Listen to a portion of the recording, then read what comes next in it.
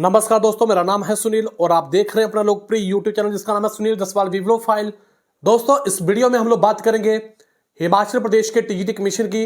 दोस्तों, ये जो वीडियो है ये हिमाचल प्रदेश के टीजीटी कमीशन के लिए तो इंपॉर्टेंट है, साथ ही साथ दोस्तों अगर आप लोग कोई भी एग्जाम की तैयारी कर रहे हैं तो उनके लिए भी दोस्तों ये वीडियो बहुत ज्यादा इंपॉर्टेंट होने वाला है। लेकिन हमारा जो टारगेट रहेगा हिमाचल प्रदेश का टीजीटी कमीशन।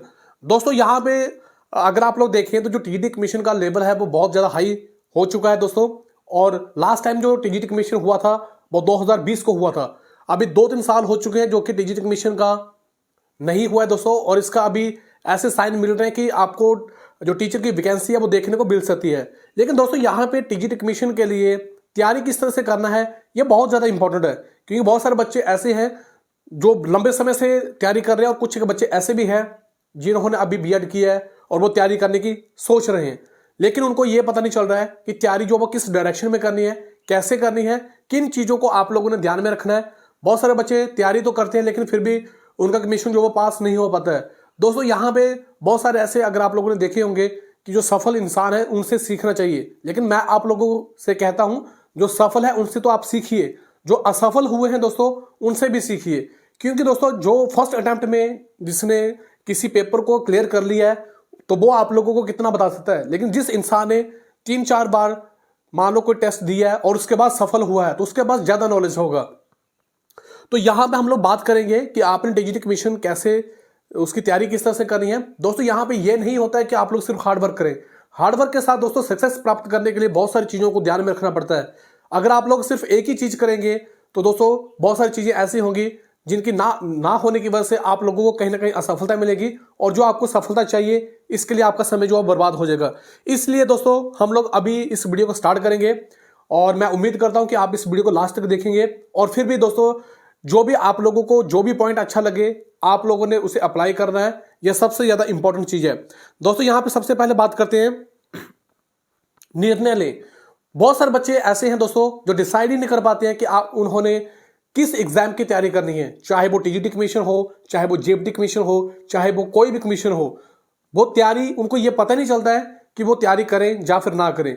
क्योंकि वो अगर आप लोग दोस्तों किसी एक चीज को पर्टिकुलर वे में रखेंगे, जैसे मान लो आपने टीजीटी कमीशन को रखा है, साथ ही साथ दोस्तों आप लोग मल्टीपल एग्जाम देते जाएं तो वो अलग चीज हो जाती है। लेकिन आपका फोकस जो दोस्तों एक डायरेक्शन में होना चाहिए और आप लोगों को डिसाइड करना चाहिए कि आप लोगों ने कौन सा कमीशन जो पास करना है, चाहे वो जेईई हो टीजीटी हो। और जब आप लोग इन चीजों का डिसाइड कर ले तो उसके बाद दोस्तों नंबर 2 पे आपके पास जो स्टेप आएगा, पुराने प्रश्न पत्रों को देखें। दोस्तों यहां पे मैं उन बच्चों की बात कर रहा हूं जो बच्चे अभी बिगिनर्स हैं, वो पहले दिन क्या करें, किस तरह से तैयारी करें। तो जब उन्होंने डिसाइड कर लिया कि वो टीजीटी कमीशन की तैयारी करेंगे, इसके बाद वो क्या करें दोस्तों, जो प्रीवियस ईयर के पेपर दोस्तों आपके पास होंगे, अगर नहीं है तो यूट्यूब पे भी देख सकते हैं। मैंने भी बहुत सारे पेपरों को दोस्तों उसके ऊपर वीडियो बनाया हुआ है। तो आप लोग क्या करें, जो प्रीवियस ईयर के क्वेश्चन पेपर हैं, पुराने जो प्रश्न पत्र है दोस्तों उनको देखें।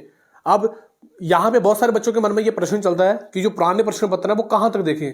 दोस्तों अगर आप लोग कमीशन की बात करें, जैसे कि मैं टीजीटी आर्ट्स कमीशन की बात करता हूं, तो 2016 में पेपर हुआ है, 2018 में पेपर हुआ है, 19 में और 20 में। 16 से लेकर दोस्तों 2020 तक 3-4 साल के जो पेपर हुए हैं दोस्तों उनको आप लोगों ने एनालिसिस करना है। उनको आप लोगों ने देखना है कि कौन सा पार्ट जो वो इंपॉर्टेंट है, कहां से क्वेश्चन ज्यादा बनते हैं, चाहे वो पॉलिटिकल साइंस हो, चाहे वो हिस्ट्री हो, ज्योग्राफी हो, इकोनॉमिक्स हो, कहां से क्वेश्चन जो वो ज्यादा बन रहे हैं और किस डायरेक्शंस में क्वेश्चन पूछे जा रहे हैं, कितने डीपली क्वेश्चन पूछे जा रहे हैं, कहां से प्रश्न जो वो आ रहे हैं दोस्तों।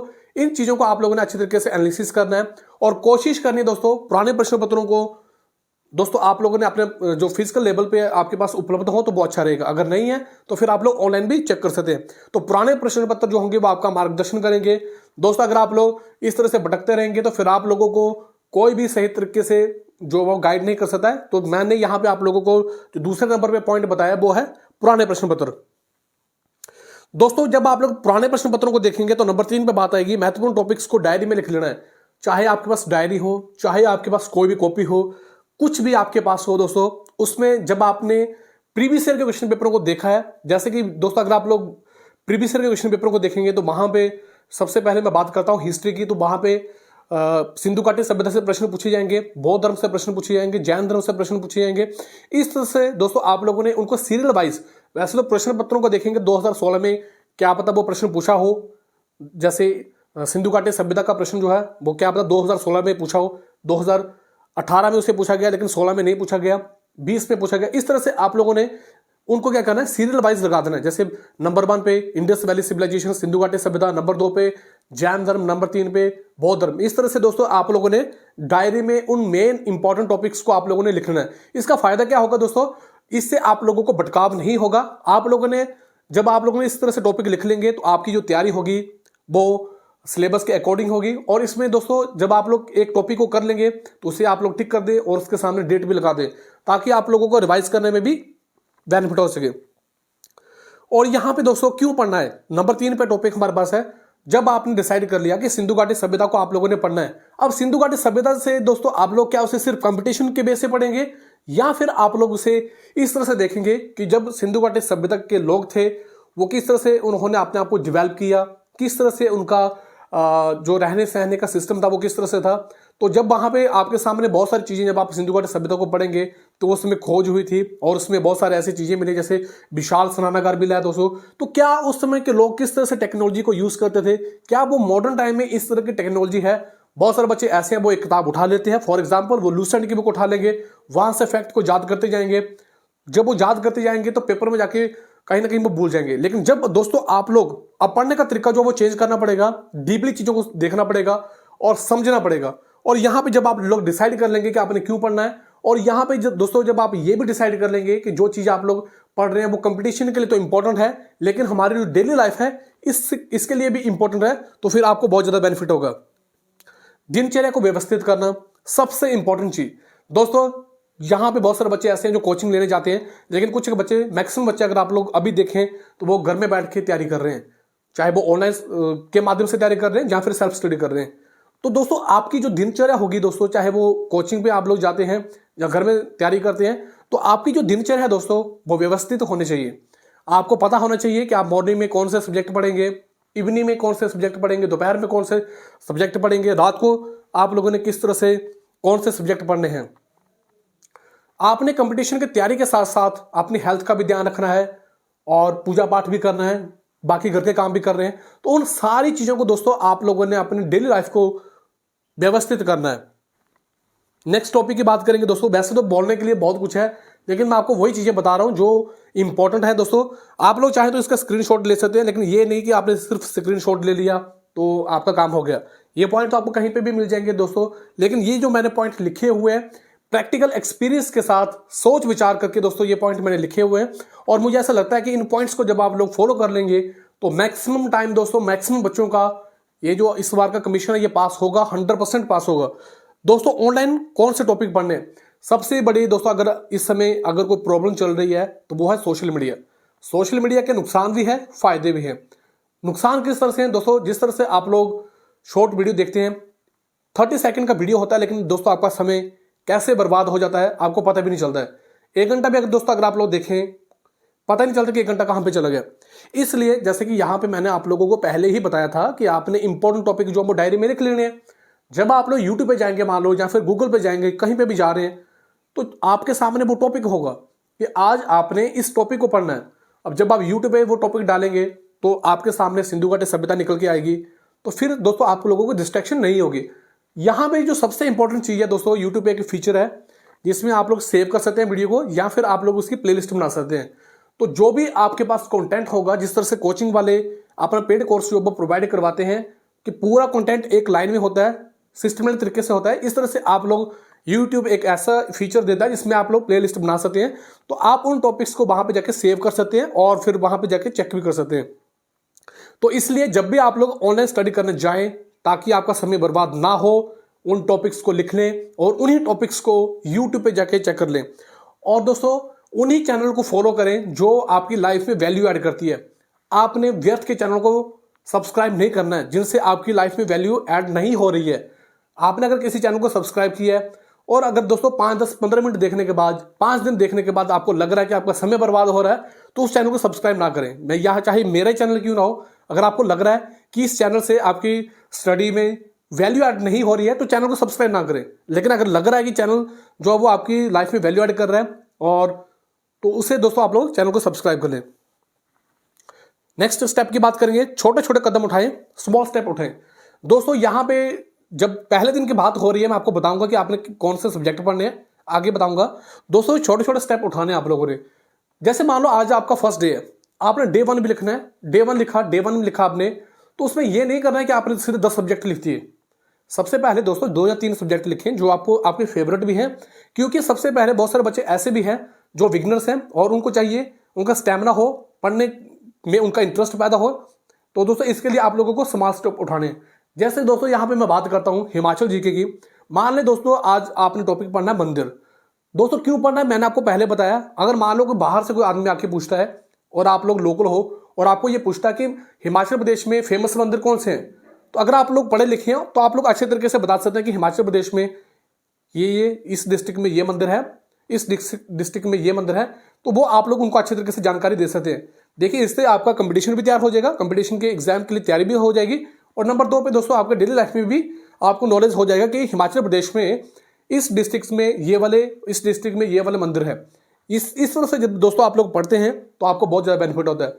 और जैसे आपने मंदिर वाला टॉपिक उठाया तो उसमें दोस्तों आज आपने कोशिश करनी है कि आपने सिर्फ 10 मंदिर जो है वो याद करने हैं। क्योंकि हमारा माइंड जो है अगर आप लोग इसे बोझिल कर देंगे, अगर इस पर आप ज़्यादा वर्डन डाल देंगे तो आपको फिर इसमें क्या होगा, ये फिर 1 या 2 दिन काम करेगा। जिस तरह से बच्चे टाइम टेबल बनाते हैं कि 10 बजे मैंने ये करना है, 11 बजे मैंने ये करना है, 12 बजे मैंने ये करना है, तो फिर वो टाइम टेबल लंबे समय तक नहीं रहता है। तो इसलिए दोस्तों आप लोगों ने क्या करना है, छोटे छोटे स्टेप उठाने हैं और अपने माइंड को बस इतना ही बताना है कि थोड़ी देर ही पढ़ना है। जब आप लोग दोस्तों बैठ जाएंगे, पढ़ने के लिए बैठ जाएंगे, आपका इंटरेस्ट पैदा हो जाएगा, तो फिर आप लंबे समय तक भी पढ़ सकते हैं। नेक्स्ट स्टेप की बात करेंगे, डेली स्टडी टारगेट बनाएं। बहुत सारे बच्चे डिस्ट्रैक्ट क्यों हो जाते हैं दोस्तों, क्योंकि उनके सामने लक्ष्य नहीं होता है। आपको दोस्तों डेली का टारगेट बनाने चाहिए। किस तरह से बनाएंगे दोस्तों आप लोग, सबसे पहले आप लोग देखेंगे, जैसे मान लो कि आपके पास, यहां पे मैं आप लोगों को बता रहा हूं, आप अपने, मैं यहां पे फुल टाइम समय की बात कर रहा हूं दोस्तों। किस तरह से 1 2 3 और 4 दोस्तों, मान लो ये आपका मॉर्निंग सेशन है, ये आपके पास जो दोपहर वाला सेशन है, और ये आपके पास इवनिंग वाला, और ये आपके पास नाइट वाला। तो कुल मिला के दोस्तों आप लोगों को मिनिमम 8 घंटे तो पढ़ना चाहिए। 2 घंटे यहाँ पे पढ़ रहे हैं, 2 घंटे यहाँ पे, या फिर मॉर्निंग में 3 घंटे ले लो, पर मैं यहाँ पे 2-2 घंटे का आपको बना के दे रहा हूँ। शुरुआत में आप लोग 8 घंटे नहीं पढ़ सकते हैं दोस्तों। जहाँ जो बच्चे लंबे समय से तैयारी कर रहे हैं तो उनके लिए तो आसान रहेगा, लेकिन दोस्तों जो बच्चे अभी तैयारी करना जिन्होंने स्टार्ट की है, तो वो उनके लिए मैं बता रहा हूँ कि आप लोगों ने किस तरह से तैयारी करनी है दोस्तों। तो आप लोगों ने क्या करना है, इस तरह से जैसे मैंने आपको बताया 1 2 3 4 मॉर्निंग सेक्शन होगा 2 घंटे, दोपहर का दोस्तों, शाम का, और ये रात का दोस्तों। तो इस तरह से आप लोगों ने सब्जेक्ट, जैसे मान लो मॉर्निंग सेशन में आप लोगों ने हिमाचल जीके को पढ़ना है, इस समय आप लोगों ने हिस्ट्री को पढ़ना है, इस समय दोस्तों आप लोगों ने पॉलिटिकल साइंस को पढ़ना है, और इस समय आप लोगों ने करंट अफेयर को देखना है। वो आप लोग अपने हिसाब से देख सकते हैं, लेकिन मैं आपके लिए इसके बारे में भी एक वीडियो बनाऊंगा जिसमें मैंने थोड़ी सी रिसर्च की है और मैंने बताया कि कौन सा सब्जेक्ट आपके लिए इंपॉर्टेंट है। और आप लोगों ने इस पर बहुत अच्छा रिस्पॉन्स दिया और बोला कि हाँ हमें ये वीडियो चाहिए। तो इस तरह से दोस्तों आप लोग अपने समय को जो बना सकते हैं। अब बात करते हैं दोस्तों टारगेट, क्योंकि जब आपके पास टारगेट होगा कि आपने मॉर्निंग में ये वाली चीज़ पढ़नी है, क्योंकि दोस्तों टाइम टेबल बनाना, मैंने पहले भी एक वीडियो बनाया था जिसमें मैंने बताया था कि टाइम टेबल जो अब लंबे समय तक नहीं चल पाता है, तो आप लोगों ने स्टडी टारगेट बनाने हैं। इससे दोस्तों देखना आपको बेनिफिट होगा, और 100% ये जो मैं आपको टिप्स बता रहा हूं ये मैंने अप्लाई भी किया हुआ है। नेक्स्ट स्टेप की बात करते हैं दोस्तों, सही किताबों का चयन। बहुत सारे बच्चे दोस्तों मार्केट में जो भी किताब किसी के द्वारा रिकमेंड की जाती है उसको वो उठा के ले आते हैं, और जब वो उनको किताब तो अपने आप में सर्वश्रेष्ठ होती है, लेकिन दोस्तों कुछ किताबें स्पेसिफिक होती हैं, यहां से आपका पेपर बनता है। और मैंने किताबों के ऊपर वीडियो बनाया हुआ है दोस्तों। तो बहुत सारे बच्चे बहुत सारी किताबें खरीद लेते हैं, बाद में उनकी तैयारी अच्छी तरीके से नहीं हो पाती है। तो दोस्तों आप लोगों ने मिनिमम किताबों को रखना है, उनको बार बार पढ़ना है, और दोस्तों जो भी आप लोगों ने पढ़ा है उनको रिवाइज भी करना है, अच्छी तरीके से याद भी करना है। जब आप ज्यादा किताबें उठा के ले आएंगे तो फिर आपके लिए रिवाइज करना डिफिकल्ट हो जाएगा। तो इसके ऊपर मैं ज्यादा नहीं बोलूंगा, मैंने इसके ऊपर वीडियो बनाया हुआ है।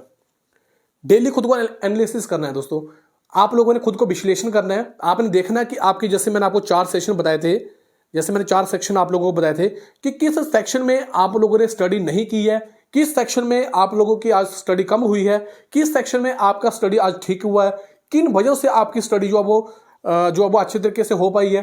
तो इन सारी चीजों को आप लोगों ने एनालिसिस करना है, और खुद को दोस्तों आप लोगों ने एनालिसिस करना है कि आपने इस समय ये जो आपके पास मॉर्निंग का सेशन था, इसमें आपने अगर हिमाचल जीके को पढ़ा है तो इसमें आप लोगों ने कौन सी चीजें की जिससे आप जो है वो बेटर हो सकें। दोस्तों जब आप लोग खुद को एनालिसिस करते हैं, खुद को इंप्रूव करते हैं, तो फिर आपकी परफॉर्मेंस जो वो 100% इंक्रीज होती है। तो इस स्टेप को आप लोग जरूर अप्लाई करें। नेक्स्ट स्टेप की बात करते हैं दोस्तों, शॉर्ट नोट्स बनाएं।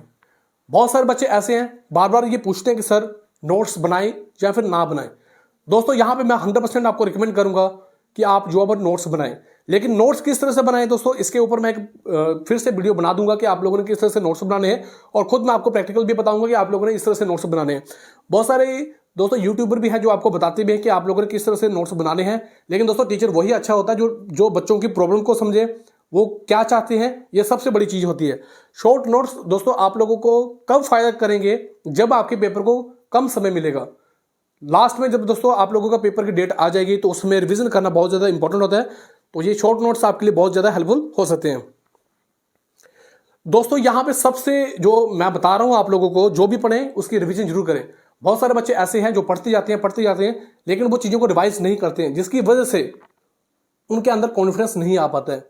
जब आप रिवीजन करते हैं तो ऑटोमेटिकली कॉन्फिडेंस आपके अंदर जो वो आना स्टार्ट हो जाता है। और जब आप लोग रिवीजन करते हैं, रिवीजन का मतलब दोस्तों बार बार उन चीजों को देखना है, और रिवीजन करने की जरूरत भी हमें तब पड़ती है जब कुछ समय व्यतीत हो जाता है। थोड़े समय के लिए तो वो चीजें याद रहती है, लेकिन लंबे समय तक दोस्तों जब आप किसी चीज को रिटेन करने की कोशिश करते हैं तो उसके लिए रिवीजन जो बहुत ज्यादा इंपॉर्टेंट होती है। रिवीजन के माध्यम से ही दोस्तों आप लोग पेपर में अच्छे से परफॉर्म कर पाओगे। और सबसे इंपॉर्टेंट चीज, दूसरों को पढ़ाएं। अगर आप किसी चीज को लंबे समय तक याद रखना चाहते हैं तो दूसरों को पढ़ाएं।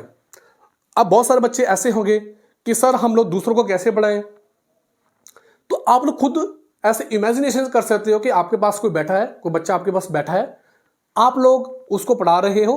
मान लो आज आपने उनको मंदिरों के बारे में बताना है, तो वो आपके पास बैठा हुआ है, तो आप लोग उनको कैसे पढ़ाएंगे। अगर मान लो 6 क्लास का बच्चा है और उसको आपने मंदिरों के बारे में पढ़ाना है, तो वो किस तरह से पढ़ाएंगे। कल को आप लोगों ने टीचर भी बनना है, तो आपको पता होना चाहिए कि आपने किस तरह से उनको पढ़ाना है। तो जब आप लोग दोस्तों किसी टॉपिक को किसी दूसरे को पढ़ा देते हैं तो वो टॉपिक आपके पास लंबे समय तक रहेगा।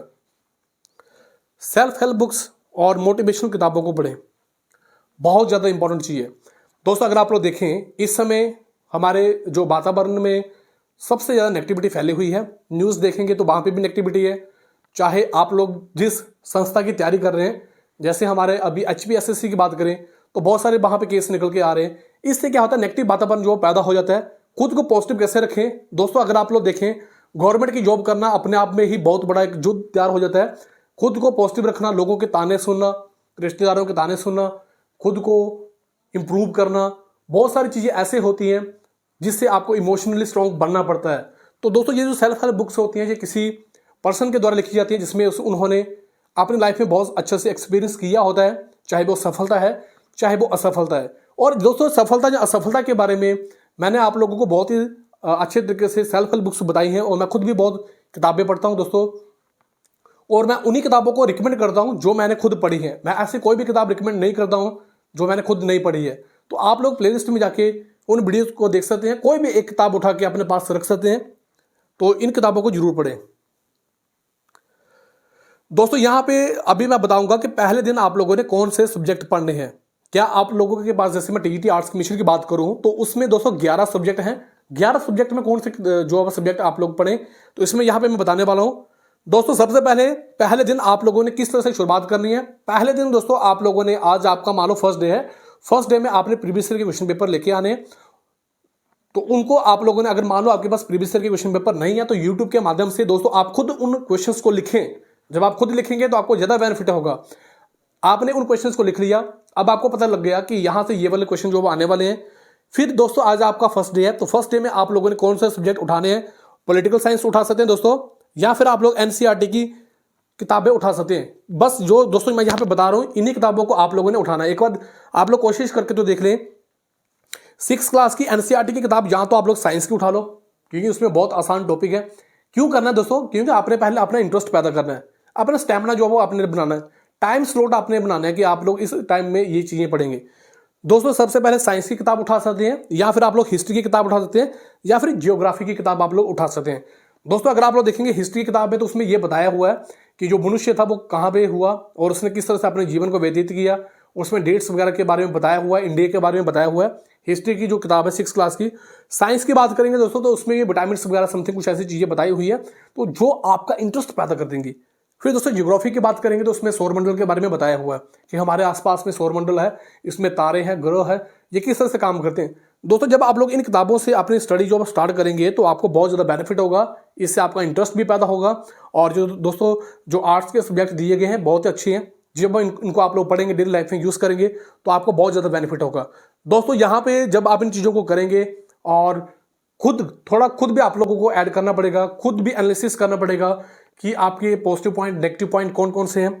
तो जब आप लोग, क्योंकि हर इंसान जो वो इंडिविजुअल डिफरेंस हर इंसान में होते हैं, चाहे वो जुड़वा भाई क्यों ना हो, उनके अंदर भी अलग गुण होते हैं दोस्तों।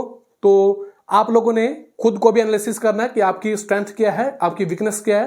तो जब आप लोग इन चीज़ों को देख लेंगे तो आपको बहुत ज़्यादा बेनिफिट होगा।